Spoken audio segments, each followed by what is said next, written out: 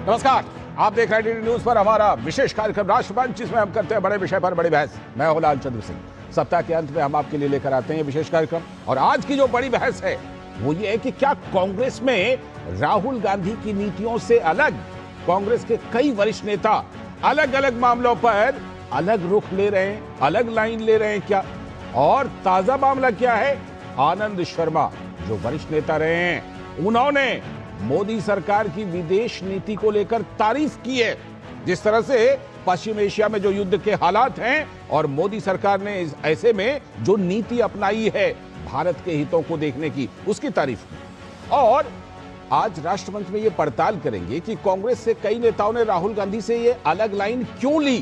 क्या इसकी वजह यह है कि राहुल गांधी कई बार बेवजह अनर्गल आलोचना करते हैं, जो सकारात्मक आलोचना है वो राहुल गांधी नहीं करते, और कई वरिष्ठ नेता इसीलिए उनकी नीतियों से सहमत नहीं है क्या?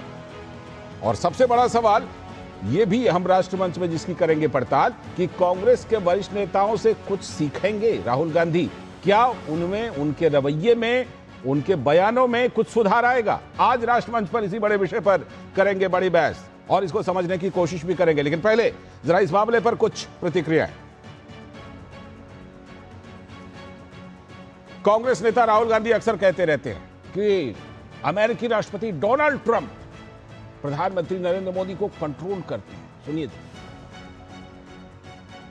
जो हम तेल खरीदते हैं वो नरेंद्र मोदी ने अमेरिका को पकड़ा दी। आज हिंदुस्तान अगर दूसरे देशों से तेल खरीदना चाहता है तो परमिशन की जरूरत है। किसकी परमिशन? डोनाल्ड ट्रंप की, अमेरिका की। आज अगर हम रूस से, ईरान से, इराक से तेल खरीदना चाहते हैं, हम नहीं खरीद सकते बिना डोनाल्ड ट्रंप के पूछे। डोनाल्ड ट्रंप नरेंद्र मोदी को कंट्रोल करता है। अब मजे की बात यह है कि राहुल गांधी को जवाब कांग्रेस के ही वरिष्ठ नेता दे रहे हैं। आनंद शर्मा वरिष्ठ नेता ने कहा कि जो लोग युद्ध के समय देश का प्रतिनिधित्व कर रहे हैं और झंडा लेकर लोगों के लिए काम कर रहे हैं, कूटनीति में संतुलन बनाए रखना जरूरी है। कुशल कूटनीति का मतलब है सबको साथ लेकर चलना, जिससे भारतीयों और प्रवासी भारतीयों की सुरक्षा सुनिश्चित हो सके। और मोदी सरकार के कामकाज की कूटनीति की उन्होंने तारीफ की। सुनिए, We have to support them. They are holding the tricolor aloft. They are representing the country. They are working for our people. I think we are balancing it correctly. There is no other way. We can't lean, we can't tilt. And that's what is called skillful diplomacy. That everybody is okay with you, and we have to keep this chugging so that our people remains secure, the Indian diaspora. तो Anand Sharma ji balanced यानी कि संतुलित नीति बता रहे हैं। कांग्रेस के अंदर इसको लेकर घमासान मच गया। कांग्रेस नेता जयराम रमेश ने कहा कि कांग्रेस एक लोकतांत्रिक पार्टी है, इसीलिए ऐसा बोल रहे हैं वो। लेकिन भाजपा के नेता शहजाद पूनावाला ने कहा कि कांग्रेस को अपने घर में झांकने की जरूरत है। ये एक और मिसाल है जो बिल्कुल साफ दर्शाता है कि हमारे देश में एकमात्र लोकतांत्रिक पार्टी है, वो है भारतीय राष्ट्रीय कांग्रेस। कांग्रेस पार्टी को अपने घर में ध्यान देना चाहिए, और क्यों हर वरिष्ठ नेता राहुल गांधी से खफा है, नाराज है, इसके पीछे का कारण ढूंढना चाहिए। एक और वरिष्ठ कांग्रेस नेता और सांसद हैं शशि थरूर। वो अक्सर बातें रखते रहते हैं, अलग बातें रखते रहते हैं। उन्होंने कहा अभी की स्थिति अच्छी नहीं लग रही, ये हम सभी के लिए थोड़ा शर्मनाक है। हालांकि वो मोदी सरकार की तारीफ करते रहते हैं। मैंने ईरान युद्ध के मुद्दे पर सरकार के संयम और चुप्पी का समर्थन इसलिए किया था क्योंकि मुझे उम्मीद थी कि सरकार इसे शांति स्थापना के लिए एक अवसर बनाएगी और शांति की दिशा में एक अग्रणी आवाज बनेगी, ये शशि थरूर ने कहा। और जैसा कि प्रधानमंत्री अक्सर कहते हैं, भारत को ऐसा होना ही चाहिए, लेकिन विडंबना यह है हम देख रहे हैं पाकिस्तान, तुर्की और मिस्र के साथ मिलकर मध्यस्थता की कोशिशों में आगे दिखाई दे रहा है। इससे तो खुशी नहीं है, लेकिन कुल मिलाकर भारत की विदेश नीति अच्छी है। सुनिए। Right now, sorry to say that things are not looking so good. Now it's a bit embarrassing for all of us. One of the reasons that I supported the government's restraint and silence on this Iran war was because I hoped that the government would use this to create a space for peacemaking and be a leading voice for peace, as the Prime Minister has often said India should be.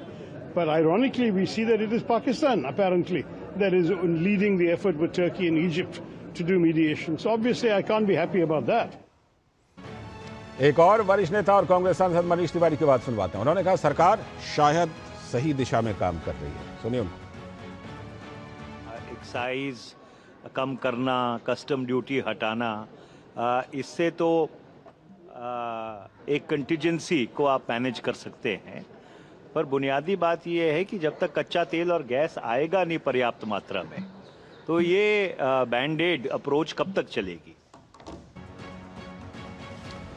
तो जैसा कि कांग्रेस बार बार कह रही है कि LPG की line लगी है, तेल की दिक्कत है, लेकिन कांग्रेस के नेता कमलनाथ, मध्य प्रदेश के पूर्व मुख्यमंत्री, वरिष्ठ नेता, केंद्रीय मंत्री भी रह चुके हैं, उन्होंने कहा देश में ऐसी कोई कमी नहीं है, सिर्फ एक माहौल बनाया जा रहा है कि कमी है। सुनिए उनको। ये तो अव्यवस्था है, ऐसी कोई कमी नहीं है, पर ये एक माहौल बना लिया कि कमी है, कमी है। वहीं पूर्व कानून मंत्री अश्विनी कुमार ने कहा कि ऐसी युद्ध की स्थिति में हमेशा विपक्ष को सरकार के साथ खड़े रहना चाहिए। चाहे मतभेद भी हो, ऑपोजिशन को चाहिए कि इस तरह की स्थिति में, इस तरह की खास परिस्थितियों में जो देश की सरकार फैसला करे उसका समर्थन होना चाहिए। और ख़ास तौर पर मैं नहीं समझता कि किसी भी सरकार को या किसी भी प्रधानमंत्री को हम देश की राजनीति चलाने में दुर्भावना के लिए एक्यूज कर सकते हैं। वहीं कांग्रेस के नेता मणिशंकर अय्यर लगातार बगावती मूड में हैं। उन्होंने कहा राहुल गांधी भूल गए कि मैं भी पार्टी का सदस्य हूं और गांधी, नेहरू और राजीव की विचारधारा से जुड़ा हूं, लेकिन राहुलियन नहीं हूं। Rahul Gandhi has forgotten that I am a member of the party, and therefore I am a Gandhian, I am a Nehruvian, I am a Rajivian, but I am not a Rahulian. Manishankar Iyer ने यह बात कुछ हफ्ते पहले कही थी, लेकिन हमने आपको इसलिए सुनवाया कि लगातार राहुल गांधी से अलग लाइन ले रहे हैं कई वरिष्ठ नेता। और ताजा संदर्भ में कांग्रेस के सांसद तारिक अनवर ने कहा कि आनंद शर्मा ने जो बात कही थी, जो हमने आपको सुनवाई, अपने हिसाब से उन्होंने सही बात बोली है, समर्थन किया। भाजपा सांसद दिनेश शर्मा ने कहा कि मोदी जी एक पिता की तरह देश की सेवा ऐसे संकट के समय में भी कर रहे हैं। भारत की विदेश नीति, कूटनीति के बारे में आम तौर पर ये राय है कि हम जो दुनिया में जो भी घटनाएं हो रही हैं, जो वाक़यात हो रहे हैं, उसमें हमारी कोई भूमिका नहीं, कोई रोल नहीं है। अगर इसको कोई आदमी ये कहता है कि ये विदेश नीति बहुत अच्छी है, तो उनकी सोच से हो सकता है। मोदी जी एक नेता नहीं, एक बच्चे की तरह, एक पिता की तरह, एक भाई की तरह अपने देश की जनता की महंगाई ना बढ़े, यहाँ पर मूल्य में स्थिरता रहे, वस्तुओं की उपलब्धता रहे, युद्ध का प्रभाव कम से कम भारत पर पड़ सके, इसके लिए जिस प्रकार से वो चिंता कर रहे हैं, और आप उनकी केवल एक काम कर रहे हैं, आलोचना कर रहे हैं। आपकी पार्टी वाले भी आपके बस में नहीं है। जो सच्चे हृदय से अगर सोचेगा तो आनंद जी जैसा ही सोचेगा।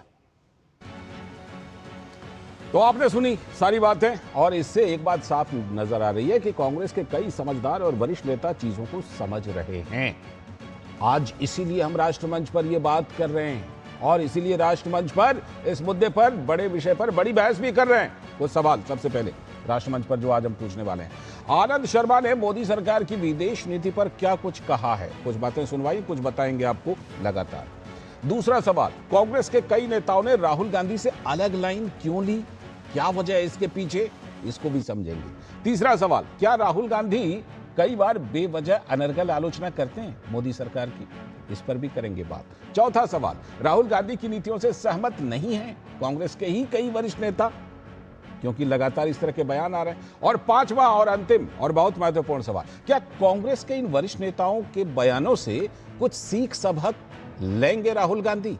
ये भी एक बड़ा सवाल, बड़ी पड़ताल, क्योंकि देखिए नेता प्रतिपक्ष हैं राहुल गांधी, ऐसे में नेता प्रतिपक्ष की बहुत बड़ी जिम्मेदारी है हमारे लोकतंत्र में। आज इसी पर पड़ताल करने के लिए हमारे साथ जुड़ रहे हैं आरपी सिंह जी, भारतीय जनता पार्टी के प्रवक्ता, जो यहीं पर हमारे साथ स्टूडियो में मौजूद है। साथ में राहुल लाल जी, राजनीतिक विश्लेषक। बहुत बहुत स्वागत। आगे चल करके राहुल लाल जी जुड़ेंगे, आरपी सिंह जी जुड़ गए, बहुत बहुत स्वागत। विजय कौशिक जी जुड़े हुए हैं, कांग्रेस के नेता, बहुत बहुत स्वागत विजय जी। साथ में अनंत विजय सर, जो कि वरिष्ठ पत्रकार, हमें इन बातों को समझने में और ज्यादा मदद करेंगे। सीधे पहले अनंत विजय सर के पास ही चलता हूं। अनंत विजय सर, इन बयानों को किस संदर्भ में देखा जाए सर, क्योंकि इसका तो एक देखिए एक सिलसिला हो गया, नहीं पहले जैसे मणिशंकर अय्यर जी ने अन्य मुद्दों पर जो बातें कहीं, लेकिन अभी फिलहाल आज जो हम बात कर रहे हैं इसलिए क्योंकि पश्चिम एशिया में युद्ध से जो हालात उपजे उसको भारत सरकार जिस तरह से उसको निपट रही है, पहले शशि थरूर, फिर मनीष तिवारी, अब आनंद शर्मा, लेकिन दूसरी तरफ राहुल गांधी जी ताने हुए हैं एकदम बिल्कुल कॉम्प्रोमाइज। ऐसे में ये बयान जो कह रहे हैं आनंद शर्मा जी कि नहीं एकदम बैलेंस्ड है, संतुलित है, हमें सरकार के साथ खड़े रहना चाहिए, इस बयान को किस तरह से देखा जाना चाहिए आनंद सर? लालचंद जी, आपने जो प्रश्न पूछा, जो स्क्रीन पर आप चला रहे हैं कि वो राहुल गांधी से अलग राय क्यों रख रहे हैं, यही उत्तर है इसका जी, क्योंकि वो कांग्रेस की राय नहीं है। कांग्रेस पार्टी की जो राय होती तो वो उनके अध्यक्ष मल्लिकार्जुन खड़गे या उनके विदेश प्रकोष्ठ के जो नेता हैं वो सामने रखते। राहुल जी तो आला कमान है, क्योंकि खड़गे जी भी कह चुके हैं उनको आला कमान है, हमारे आला कमान से पूछ के बताऊंगा। तो मुझे लगता है कि राहुल जी की विदेश नीति की जो समझ है उसका आधार नेशनल पॉलिटिक्स है, जबकि विदेश नीति की जो विदेश नीति होती है या जो राजनय होता है, जो कूटनीति होती है, इसका आधार वैश्विक राजनीति होना चाहिए, देश की राजनीति नहीं होना चाहिए। बहुत ही जुवेनाइल तर्क के साथ श्रीमान राहुल गांधी जी आते हैं और देखिए वो कुछ कहते नहीं, अगर कुछ ठोस कहते, ऐसा नहीं ऐसा होना चाहिए, तब भी बात समझ में आती कि उससे एक देश की समझ बनती या एक संवाद उस पर आरंभ होता। क्योंकि वो तो 2 लाइन बोलते हैं, तीसरी लाइन में आ जाते हैं कॉम्प्रोमाइज्ड है। अब कॉम्प्रोमाइज्ड है, इससे इस पर बात नहीं होगी ना। अगर आप अगर क्या मतलब आप नेता प्रतिपक्ष हैं, तो नेता प्रतिपक्ष को जो वेस्टमिनिस्टर मॉडल भारत ने स्वाधीनता के बाद अपनाया उसको एक शैडो प्राइम मिनिस्टर के तौर पर भी देखा जाता है। तो देश को उनकी राय तो पता चले कि राहुल जी चाहते क्या हैं। वो क्या चाहते हैं कि वेनेजुएला की राष्ट्रपति की तरह भारत भी अमेरिका में घुस जाओ, ट्रंप का कॉलर पकड़कर यहाँ ले आए, क्या चाहते हैं? या ईरान की तरफ से बीबी नेतन्याहू पर आक्रमण करना शुरू कर दे, क्या सोच क्या है? देश को जब तक उनके सोच का पता नहीं चलेगा तब तक आकलन नहीं हो पाएगा कि वो चाहते क्या है। कॉम्प्रोमाइज्ड वर्ड से राजनीति समझ सकते हैं हम, लेकिन कूटनीति नहीं समझ सकते लालचंद जी। दिक्कत यही है। आनंद शर्मा देश के पूर्व विदेश राज्य मंत्री रहे हैं और आनंद शर्मा जी, याद करिए, यहाँ बैठे हैं कांग्रेस के प्रवक्ता, आनंद शर्मा जी विदेश नीति पर उस वक्त से काम कर रहे हैं जब राजीव गांधी ने एपार्थाइड के खिलाफ यूनाइटेड नेशंस में जाके भाषण दिया था। उस समय वो विदेश राज्य मंत्री थे और एपार्थाइड शब्द उस समय जब राजीव गांधी ने यूनाइटेड नेशंस में बोला था तो लोगों ने यही चर्चा की थी कि ये सब आनंद शर्मा जी का ही तय किया हुआ और आनंद शर्मा जी की ही बातें जो वो वहां कह रहे हैं। तो ऐसे एक राजनीति के मामले में अनुभवी नेता की बात मुझे लगता है माननी चाहिए, क्योंकि जब तक राहुल गांधी का अपना कुछ सामने नहीं आएगा टिप्पणी करना तो मतलब उचित नहीं लगता। ठीक, विजय कौशिक जी, ये सिर्फ बात आनंद शर्मा जी की नहीं है। आनंद शर्मा जी ने बात कही है, ये तो है, उससे पहले शशि थरूर जी, मनीष तिवारी जी और भी कई नेता इस तरह की बात कहते हैं। अभी कमलनाथ जी का ही बयान देखिए, कमलनाथ जी तो बिल्कुल जैसे हेलो राहुल जी, हेलो कमल वाला रिश्ता है राहुल गांधी का, है तो उसमें भी कमलनाथ जी भी कह रहे हैं कि भाई कोई कमी वगैरह है नहीं, ऐसे गुबार फुलाया जा रहा है बिना मतलब का, कमी का, अभाव का। और इधर आनंद शर्मा जी बयान दे रहे हैं कि भाई संतुलित है, हमें साथ देना चाहिए सरकार का ऐसे समय में। ये यूं ही तो नहीं है विजय कौशिक जी। देखिए लालचंद जी, मैं आपको स्पष्ट कर दूं, कांग्रेस में 2 धड़े हैं जी। 2 धड़े कैसे हैं? एक धड़ा जो पहले राष्ट्रवादी है और बाद में कांग्रेसी है, एक धड़ा जो विशुद्ध रूप से कांग्रेसी है। तो जो विशुद्ध रूप से कांग्रेसी हैं उनके लिए राहुल गांधी जी भगवान हैं, वो गलत हो नहीं सकते। राहुल गांधी जी की हर बात माननी पड़ेगी और माननी चाहिए, मैं खुद भी मानता हूं।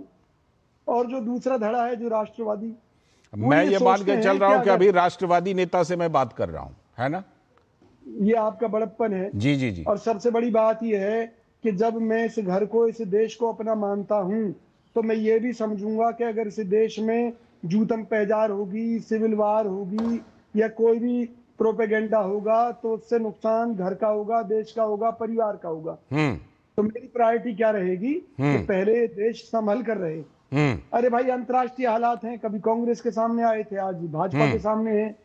लेकिन अगर यहाँ पर जनता, जैसे आपको मालूम होगा, हर साल कितने ही लोग पानी की लाइन में, पानी भरने के चक्कर में, लड़ाई झगड़ों में मारे जाते हैं। तो क्या आज इस देश को पेट्रोल डीजल के लिए, गैस के लिए अखाड़ा बना दिया जाए क्या? और इसमें कोई शक नहीं, काला बाजारी है, लेकिन उसमें हमारा फर्ज ये बनता है कि हम एक नागरिक होते हुए, देश के राष्ट्रवादी नागरिक होते हुए सरकार का साथ दें। यही बात हमारे इन राष्ट्रवादी नेताओं ने कही है जी। और लेकिन जो राहुल गांधी जी की सोच है वो ये है कि अब एक मौका है, क्योंकि मोदी जी ने कहा था कि आपदा को अवसर बनाना चाहिए, तो अवसर बनाना चाहते हैं हमारे कुछ साथी से।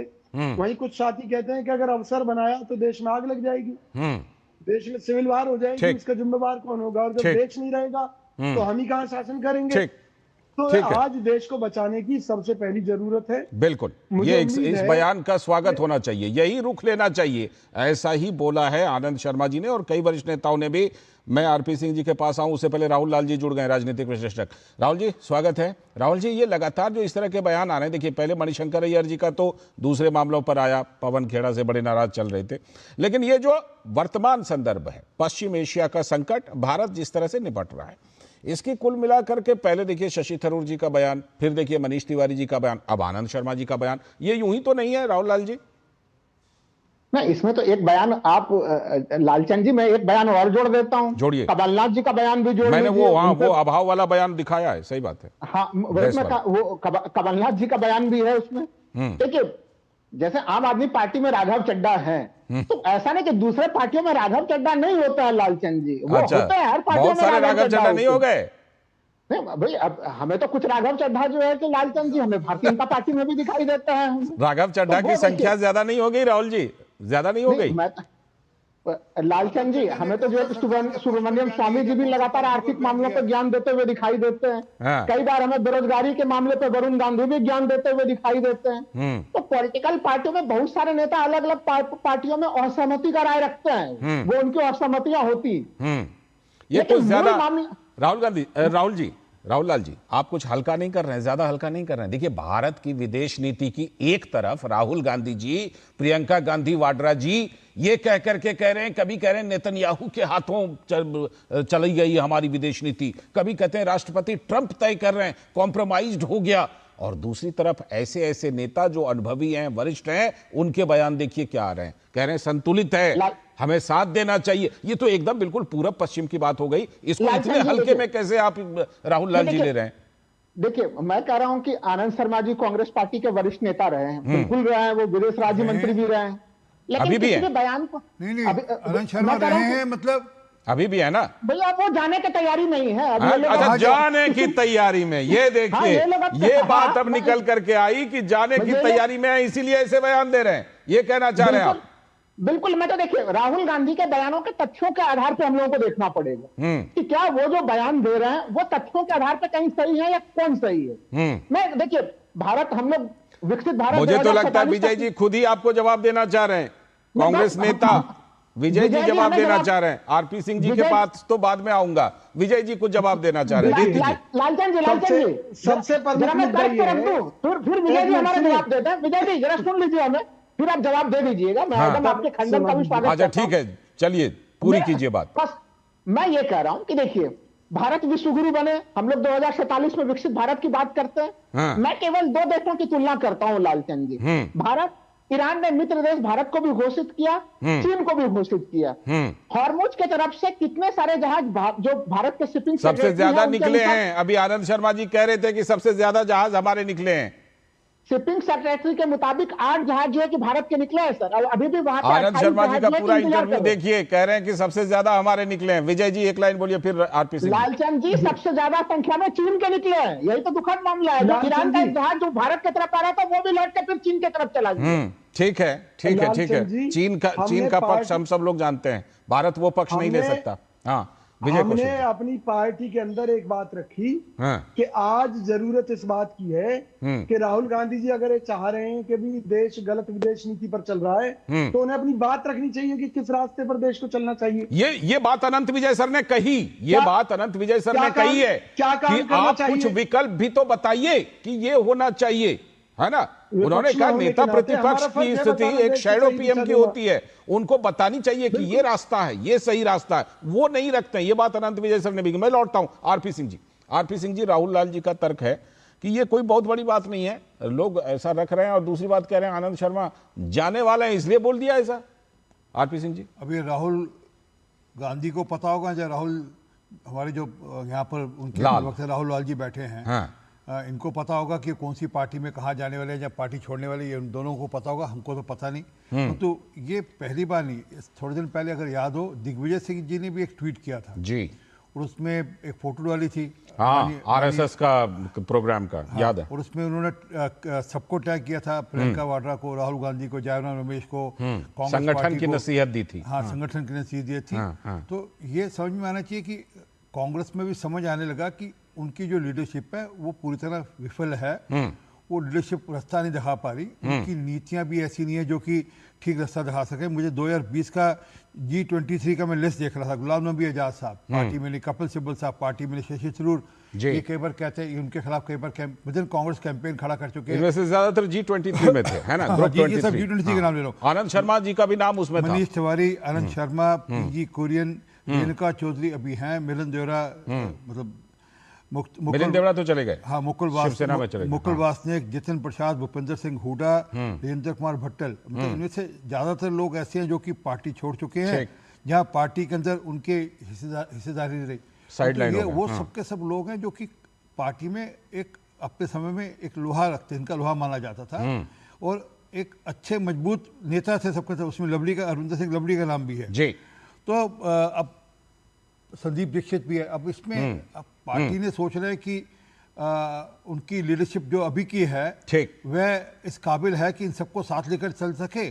जहाँ अच्छा, और राहुल लाल जी इसमें से कई हमारे यहाँ नहीं, कई बाकी पार्टियों में भी गए हैं। राहुल लाल जी कुछ बोलना चाह रहे हैं। हाँ, नहीं, हमारे यहाँ नहीं, कई और पार्टियों में गए। तो असल में क्या है कि लीडरशिप है, और राहुल गांधी क्योंकि हर चीज को, एक सेकंड राहुल गांधी, एक सेकंड दे दीजिए, एक सेकंड, हर चीज को वो राजनीति के चश्मे से देखते हैं। देश की कूटनीति को आप राजनीति के चश्मे से देखेंगे, लोकल राजनीति के चश्मे से देखें तो आप कभी ठीक नहीं कर पाएंगे। राहुल जी बोलिए। देखिए, सबसे पहले तो देश के कूटनीति को कोई भी लोकल राजनीति के हिसाब से कोई क्यों देखेगा। मैं तो देखिए, इस समय एक वैश्विक संकट की स्थिति है लालचंद जी, और मुझे खुशी है कि भारत में सत्ता पक्ष और सत्ता पक्ष के कुछ कामों में कमियां होती हैं तो विपक्ष दबाव बनाता है, उनके कारण से कई मुझे विदेश नीतियों में कई यही तो बात है, यही तो बात है राहुल जी, यही बात राहुल जी कि क्या आनंद शर्मा जी विपक्ष में नहीं है, क्या शशि थरूर जी विपक्ष में नहीं है, क्या मनीष तिवारी जी विपक्ष में नहीं है, कमलनाथ जी, या कमलनाथ जी विपक्ष में नहीं है, बताइए।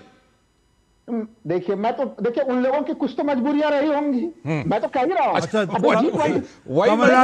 कमलनाथ जी की मजबूरी बता दीजिए, कमलनाथ जी की, मनीष तिवारी जी की, वो तो आपके माननीय मुख्यमंत्री रहे हैं, सांसद हैं अभी मनीष तिवारी जी।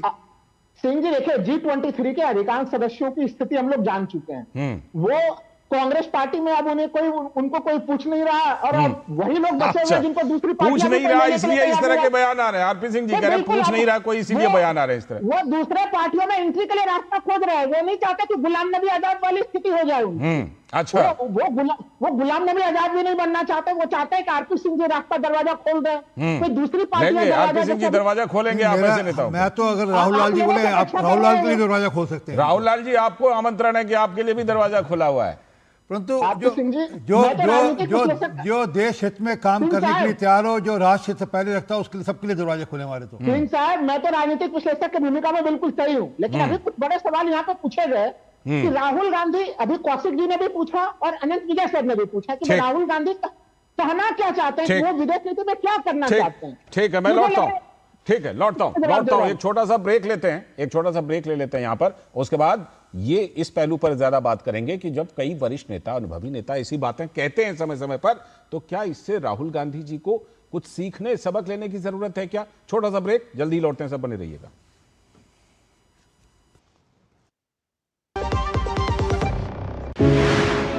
जब हमने वर्ल्ड कप जीता तो सिर्फ हमारी टीम नहीं जीती, पूरा देश जीत गया। उस पल हर खिलाड़ी और हर देशवासी गर्व महसूस कर रहा था। लेकिन ये जीत अचानक नहीं आई। वर्ल्ड कप के दौरान कोच और हमारा सपोर्ट स्टाफ हर टीम के आंकड़े और स्टैट्स इकट्ठा करते थे। इन्हीं आंकड़ों से हम रणनीति बनाते थे और फिर मैदान पर उतरकर उसे सच कर दिखाते थे। ठीक इसी तरह देश में जनगणना 2027 शुरू होने वाली है। जब एन्यूमरेटर आपके घर आए, उनका स्वागत करें। वो आपसे पूछेंगे कुछ सवाल, आपके जवाबों से एकत्र होंगे कुछ आंकड़े। फिर इन्हीं आंकड़ों के आधार पर देश बनाएगा नीतियाँ और योजनाएं, ताकि हर जन तक पहुँचे प्रगति और विकास। इसीलिए जब एन्यूमरेटर आपके घर आए तो उन्हें सही और सटीक जानकारी जरूर दीजिए, क्योंकि जैसे सही रणनीति से मैच जीता जाता है, वैसे ही सही आंकड़ों से देश आगे बढ़ता है। हमारी जनगणना, हमारा विकास।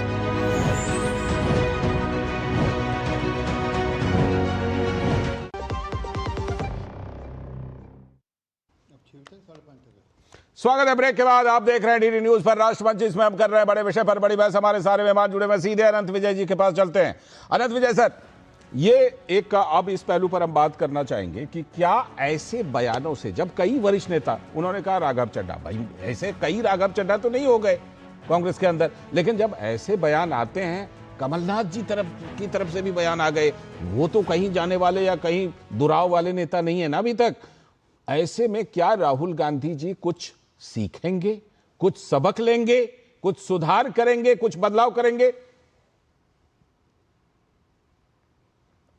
सर म्यूटेड हैं आप, जरा म्यूट कीजिए सर। हाँ, आनंद शर्मा जी की तुलना राघव चड्ढा जी से करके एक बार पुनः कांग्रेस के जो समर्थक राजनीतिक विश्लेषक राहुल जी हैं, हाँ। उन्होंने ये स्पष्ट कर दिया कि विदेश नीति के लिए तर्क करने के उनके आधार देश की राजनीति, जो बात मैंने अपने आरंभिक वक्तव्य में कहा था। अभी आज केरलम में प्रधानमंत्री नरेंद्र मोदी ने एक बहुत मार्के की बात कही है लालचंद जी, जिसे पूरे देश को समझना चाहिए। उन्होंने कहा कांग्रेस के कुछ नेता इस तरह के बयान दे रहे हैं जिससे खाड़ी देशों में फंसे भारतीयों की सुरक्षा को खतरा हो सकता है। और उन्होंने बताया कि केरल, तमिलनाडु के बहुत सारे मछुआरे ईरान और अन्य खाड़ी देशों में फंसे हुए हैं और भारत सरकार की पहली प्राथमिकता उनको देश सुरक्षित वापस लाना है। बिल्कुल। और खाड़ी देशों के सबसे ज्यादा अच्छे संबंध भारत से होने के कारण उन देशों में फंसे हुए भारतीय सारे सुरक्षित हैं। ये बहुत महत्वपूर्ण बात आज प्रधानमंत्री ने केरलम में कही है।